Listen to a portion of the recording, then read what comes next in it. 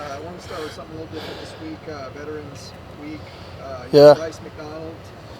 How did you hear about him, and what made you want to get him as part of your staff coming up? I had known Ken for a while, and Ken was one of the guys that I had been in contact with. And then another good friend of ours, Coleman Ruiz, who's a former Navy SEAL, recommended Bryce also. So I called Ken to, kind of find out what Bryce's backstory was and what was his, where did he want to go and what did he want to do. And the more you found out about him, you just what an amazing human being. And then brought him out here to kind of see the area and get a chance to sit down and visit with him. And then after meeting with him, it was a no-brainer to see if we could get him to be part of our staff. What has he added to the staff? So many things. His attention to detail, his discipline, his leadership. He does so many projects and takes so many things off of my plate that allows me to focus and concentrate on coaching football. But he's got a football background, was a great player. I think he was a captain at Navy. He's coached football. He was an offensive line coach at Navy, so he understands the coaching aspect of things. He understands the administration part of things. And then being a Naval Academy graduate and a captain in the Marine Corps that served, really, truly understands leadership. So he wears a lot of different hats here, a lot of different administrative hats here, and coordinates a lot of different things. And he's really invaluable, to be honest with you, in terms of what he does for this program. And one more thing, is he kind of obviously he had a situation where he got injured in war. Is he kind of a reminder of sacrifice and things that are more important in football? Yeah, certainly. We have a special presentation on the Marine Corps' birthday every year that Bryce takes the whole staff through.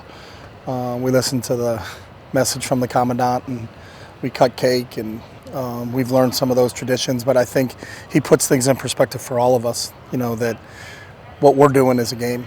What we're doing is probably a luxury, and there are people like Bryce that have made sacrifices so that we can live the life that we live here in America, and there are people that have made the ultimate sacrifice. And I think that it shouldn't be just one day that honors the veterans. It should be, I think we should always kind of keep them in high regard in terms of what they do, but he does really put things in perspective for all of us.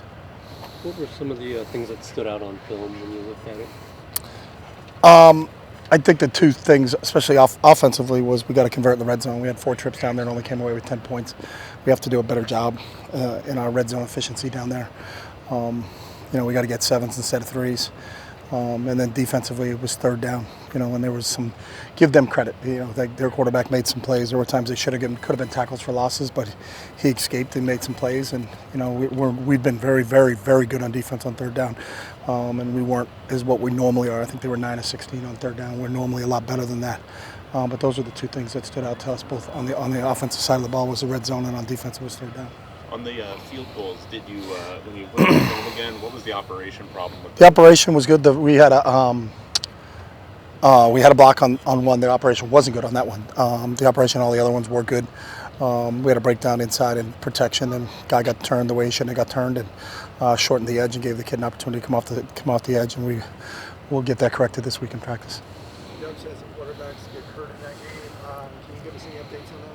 They're supposed to see what they can do today, and we'll get a chance to see them kind of, where they fit and how much they can do and where we're headed here. So you don't know if they're going to practice yet or not? They're going to try to do some things. I don't know to what extent they will do. Okay. And was Colin hurt at the end? Wayne Cook was saying he was on the sideline with him. He said he was having trouble breathing. Did he re-aggravate anything at the end of that game? Unaware of any of that. Colin was full yesterday and will be full today.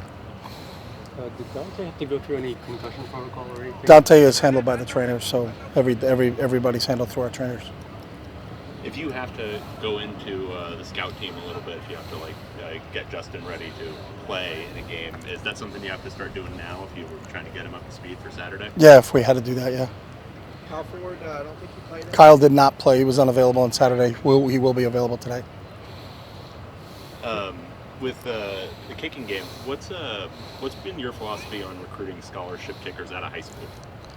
We look at everybody, and so we don't look at high school or anything. We don't put a delineation. It has to be a high school kid, it has to be a junior college kid, it has to be a transfer kid. And that's what we did with Blake. We brought in a transfer kicker as a scholarship kicker, and but we look at everybody in terms of kickers. So we have a bunch of kids come through camp. We work guys out a ton.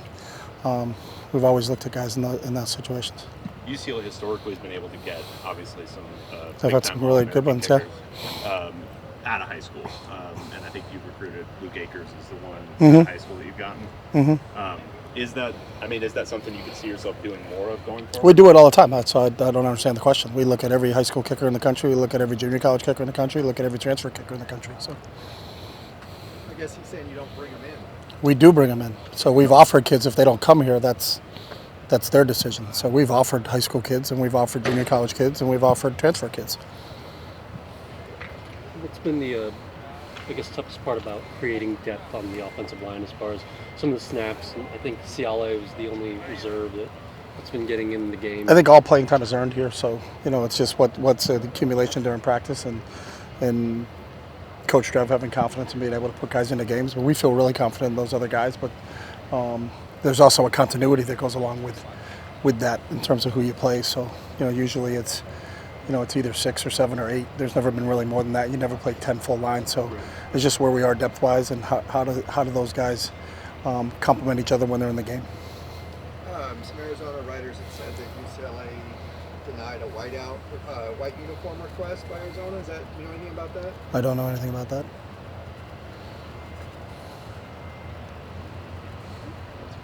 I don't think Titus has played this season. Is he gonna ever play? He's unavailable.